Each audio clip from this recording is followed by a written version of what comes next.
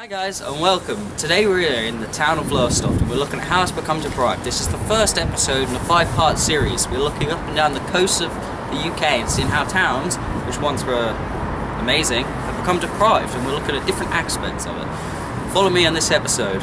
Let's go have a look. Welcome back everybody, and today we're here at Lowestoft Town Centre to interview some random people on the high street and to ask their own opinions about what's wrong with the town. Let's go find out what the public have to say.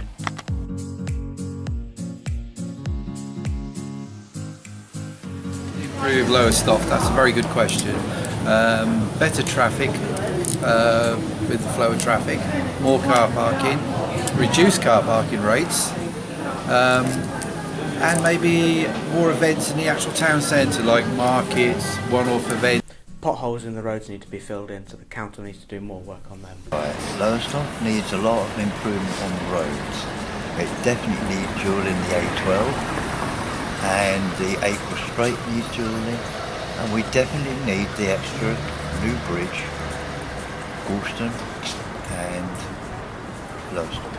But the industry, I was in the fishing industry for over 20 years, and unfortunately that disappeared. They're on about bringing it back, but where are they going to get the people to do it? The people that know about fishing, they've all gone. They're all my age now, they're all in their 70s, 80s, 90s. And the other thing is, they'll have to get European fishermen that's still in the trade to come over like they did before.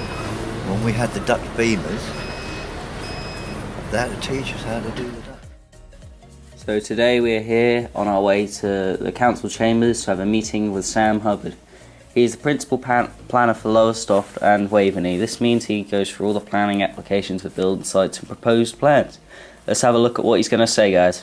Hello, welcome back, and today we're here with Sam Hubbard. Tell us a little bit about yourself, Sam. Hi there. So I'm a principal planner at Waveney District Council. I'm responsible for regeneration forward planning, thinking about how our towns and villages grow into the future. How can Lowestoft reinvent itself and raise its profile following successful knockbacks from recessions encountered over many decades? Okay, I think it's first important to point out is that Lowestoft is perhaps not as down on its knees as it might first appear, or people might think it is. In fact, it actually has an awful lot of potential. Lowestoft is the closest port to one of the largest wind farms planned in the world out in the North Sea. And as a result of that, will benefit significantly in terms of jobs associated with that development. One thing we're looking at now, all the independent brands which live for the high street and such like multi-million dollar companies coming in. So like your McDonald's, your Costa Coffees. Yeah, I suppose from our perspective, in a town centre like Lowestoft, what's going to enhance footfall is your multinational brands. I mean, you do need a good mix of your independents, but in a town centre like Lowestoft, you are going to need to see the brands that everybody knows as well, and that is one way that we measure health of the centre. Now, when you get a centre like Southwold, which is more built around tourism, or even Kirkley Centre, that's where you'd want to see perhaps more independent shops, but it's not something that planning can really control. I mean, you may also get people say, well, there's too much out-of-town shopping. I mean, this actually is an issue with that Zephyr Cam's site. One of the key things we were concerned about there was if we allow a new retail development there, yeah, great, it regenerates a derelict site, but actually it could damage the town centre by diverting trade away from the town centre.